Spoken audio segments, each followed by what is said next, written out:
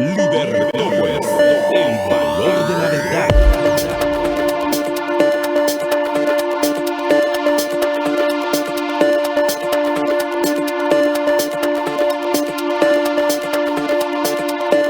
Estamos de regreso con ustedes en su programa Libertópolis al mediodía. Les saluda Jorge Jacobs, ya en compañía de Reni Bake, ahora en el patio de atrás. Así que le damos la bienvenida a Reni. ¿Qué tal, Reni? ¿Cómo estás? Buenas tardes.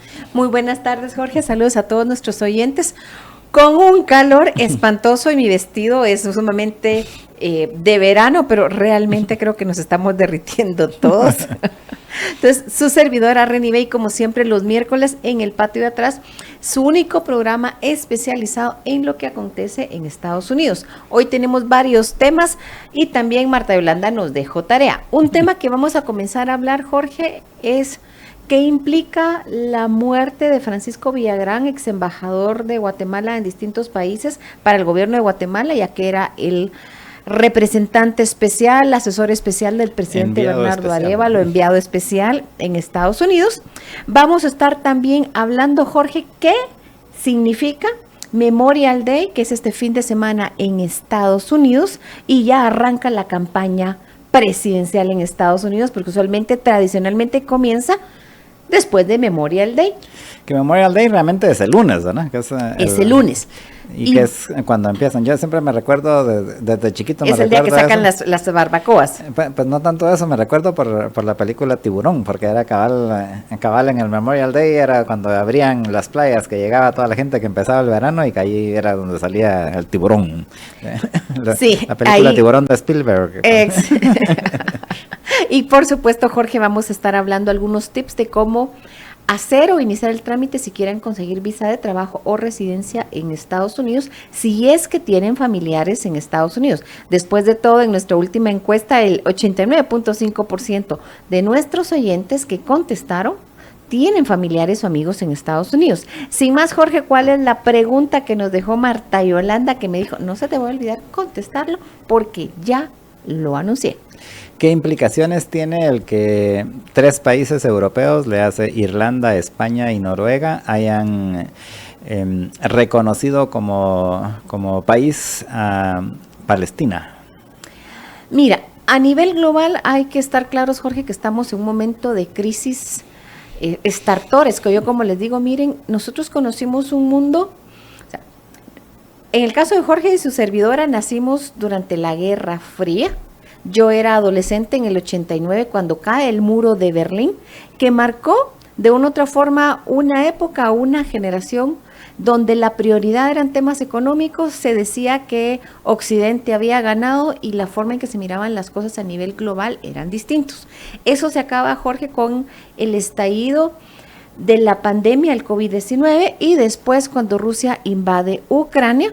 Se acentúa el 7 de octubre cuando la organización terrorista Hamas, porque son terroristas, invaden Israel, asesinan a jóvenes inocentes. En el festival estaban bailando y secuestran mujeres, niños y hombres, y todavía tienen más de 130 rehenes en la Franja de Gaza, que es la razón por la cual los israelíes se han ido a meter hasta debajo de las piedras a intentar recuperar a sus amigos y familiares.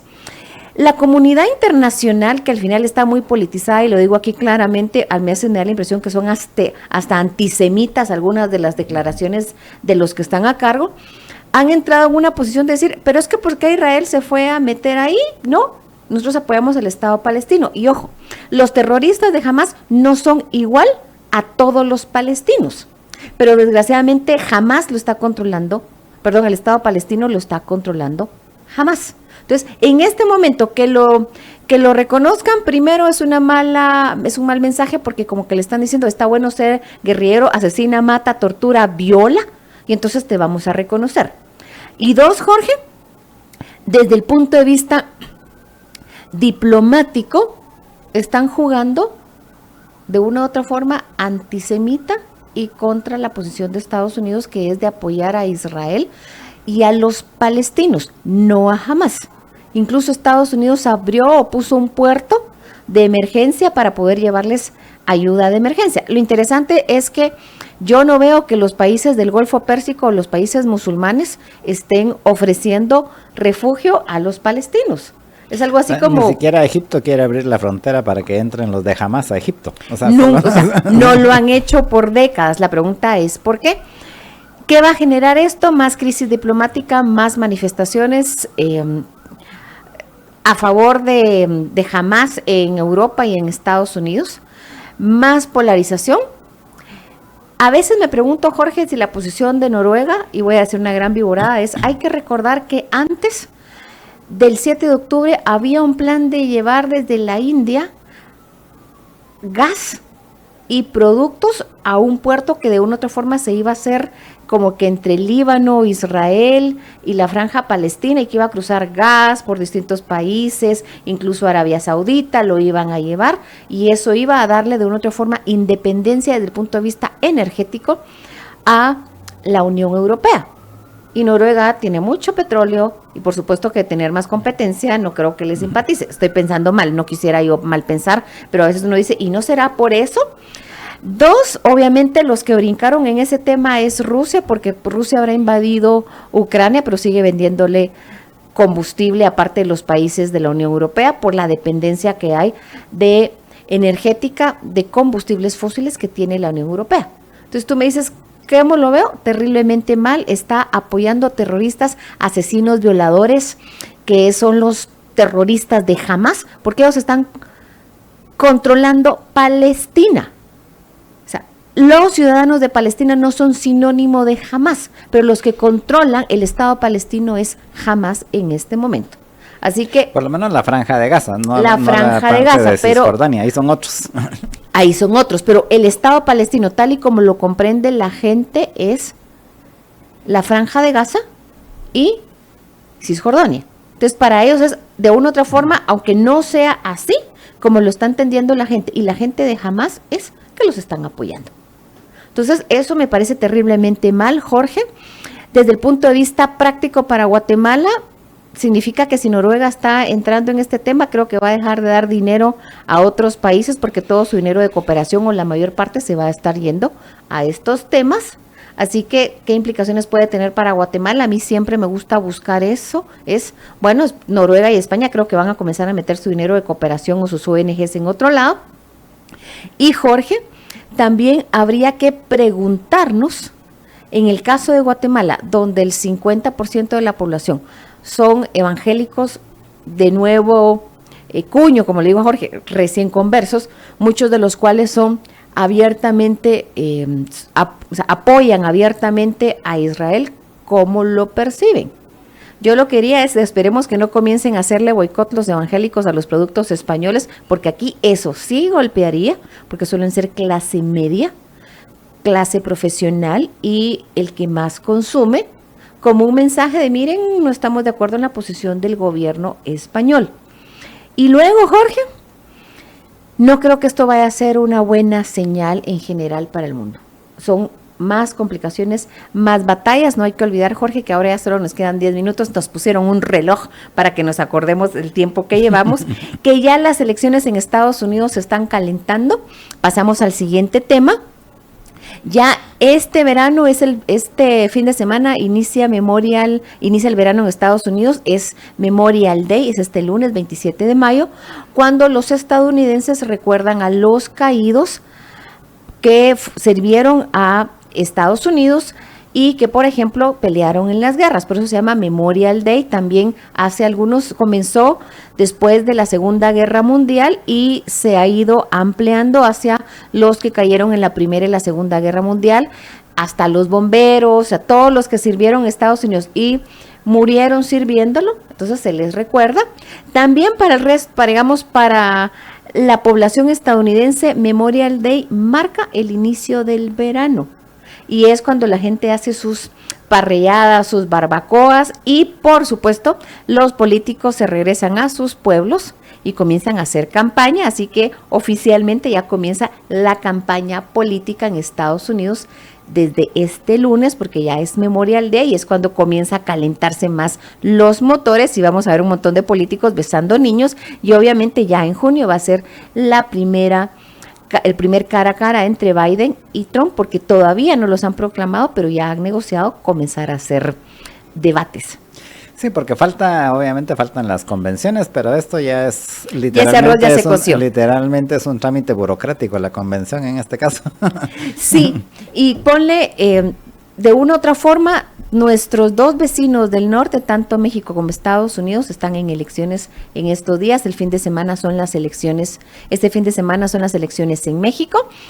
Se dice que puede ganar la candidata o la Delfina de López Obrador, pero la gran batalla que todavía tienen pendiente es quién se va a quedar con la Ciudad de México, el Estado de México. Todavía ahí está la oposición y todavía están de una u otra forma en la batalla política, así que sabremos en una semana qué pasó en México, y eso también puede tener implicaciones para Guatemala porque de una u otra forma, mientras está la batalla política en Estados Unidos, el tema de migración ilegal hacia ese país es un tema en este verano. Y obviamente la frontera México-Guatemala es donde comienza el tren de las personas que atravesaron el tren ilegal. Digo el tren entre comillas. ¿Por qué? Los que le dicen a ese tren la bestia. La bestia, porque la gente, digamos, puedes que seas alguien de Colombia que atraviesas el Darién, llegas a Costa Rica y ahí, si tienes un documento, puedes atravesar todo Centroamérica y llegar, entre comillas, legalmente hasta Guatemala. Cuando ya llegas a la frontera Guatemala-México es cuando de una u otra forma ya comienza ilegalmente, porque ya tienen que tener visa para poder entrar a México y visa para entrar a Estados Unidos. Entonces, nuestra frontera, Jorge, se va a calentar muchísimo más, nuestra frontera con México. Yo le digo que vamos a ver si no nos convertimos en la siguiente Lampedusa. Lampedusa es una isla en Italia donde llegan muchísimos migrantes ilegales del Mediterráneo, que los encuentran en el Mediterráneo y los depositan en Lampedusa. Vamos a ver qué sucede, así que son implicaciones para Guatemala. Pero al final, en efecto, Guatemala es el punto de paso obligado para llegar a México. Bueno, no obligado, pero sí. Pueden pasar por Belice, se pueden ir por tierra desde Honduras hasta México. Pero la mayor parte de gente que va hacia Estados Unidos por tierra, pues la mayor parte pasa por Héctor, Guatemala, aunque nosotros ni nos enteremos, ¿verdad? Porque se entera uno a veces cuando vienen esos, cuando hacen así, que lo hacen muy mediático cuando hacen caravanas, pero realmente todos los días está pasando cientos de gente aquí, de casi todo el mundo, está pasando por Guatemala y nos enteramos. Jorge, te desafío que vayamos a dar una vuelta a la 18 calle. Ahí, si caminas por toda la 18 calle de la zona 1, vas a escuchar un montón de acentos e incluso vas a ver personas que por su aspecto físico obviamente no son guatemaltecos, así que te desafío que demos nuestra vuelta para que mires que están ahí todos los días, pero no se ven en los medios de comunicación todos los días. Y Jorge, de una u otra forma, eso también marca nuestra relación con Estados Unidos. El siguiente tema que habíamos anunciado es las implicaciones de la muerte de Francisco Villagrán, Paco, para Guatemala y el gobierno del presidente Arévalo. Primero, nuestras condolencias a la familia, porque de una u otra forma es una pérdida para ellos, estaban sumamente tristes. Y de una u otra forma, él era una persona que había pasado toda su vida en servicio diplomático, muy conocido en el mundo diplomático, especialmente en Estados Unidos, y por eso es que el presidente Arévalo lo había nombrado su representante especial en Estados Unidos, porque de una u otra forma se conocía, se conocía hasta las cocinas de los hoteles y sabía cómo moverse en el mundo político estadounidense, que eso a veces es bastante complicado, y tenía muchos contactos en el Departamento de Estado, en los chats de exdiplomáticos estadounidenses y de exdiplomáticos que habían servido en Estados Unidos de América Latina, estaban hablando del tema, porque era su amigo y era su contacto.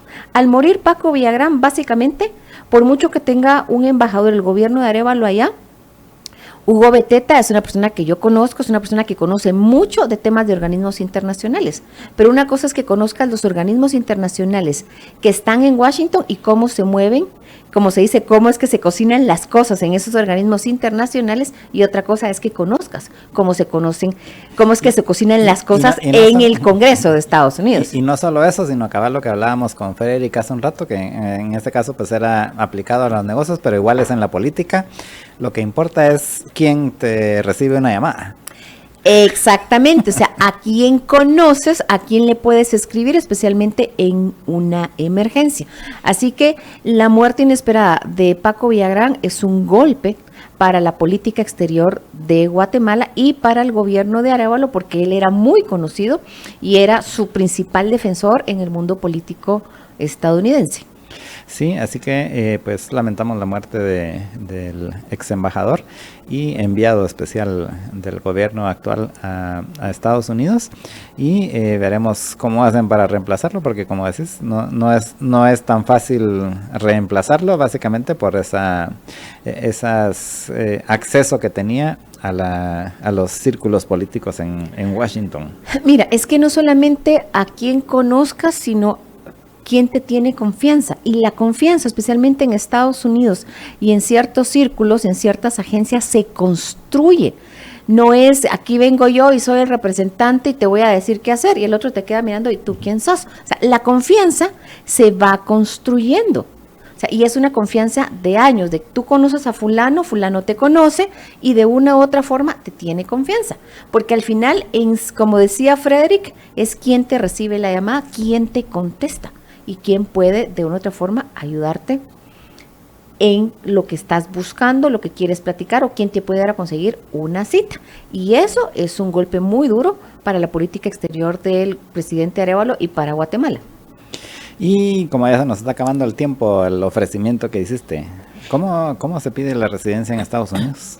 Mira, para comenzar es dependiendo de cuáles son tus características. Por ejemplo, si tienes algún familiar cercano en Estados Unidos y es residente, o sea, no siquiera es residente, es ¿qué tan ciudadano. Cercano? O sea, papá o hijos. O mamá, hijos, papá, hermano, dependiendo de cada caso, te puede pedir.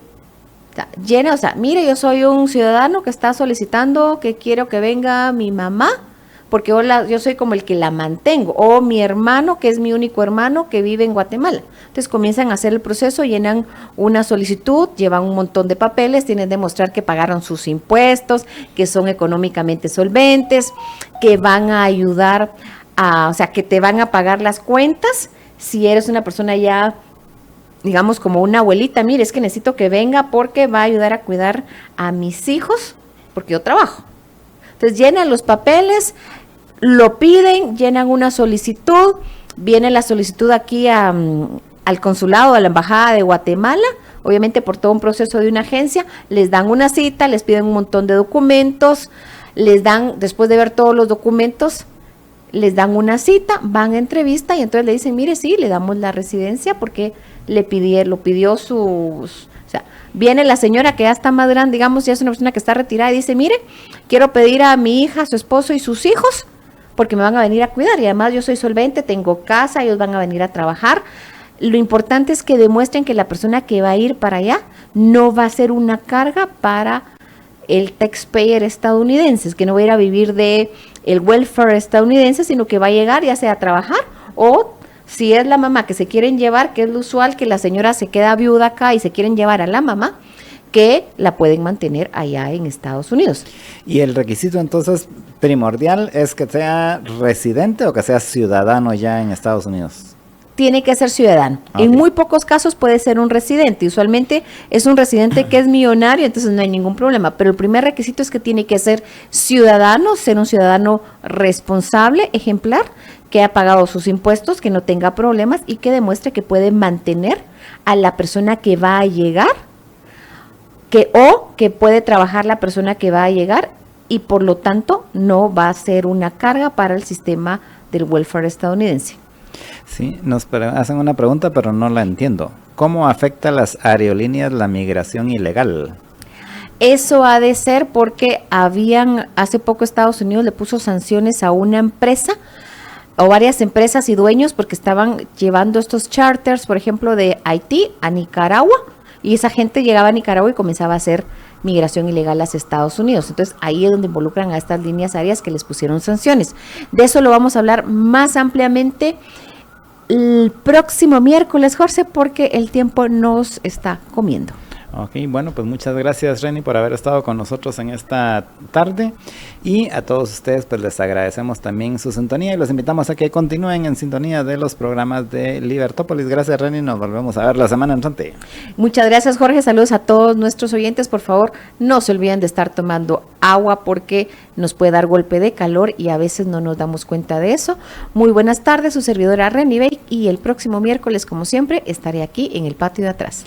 Y los invitamos a que continúen en sintonía de los programas de Libertópolis. A las 5 de la tarde regresa María Dolores Arias, luego a las 6 estará Cristian Dávila en Nos Vemos a las 6. Mañana a las 6 de la mañana estarán por acá José Carlos y María Dolores, y al mediodía pues nos volvemos a escuchar mañana siempre a las 12, y mientras tanto pues pasen una muy feliz tarde.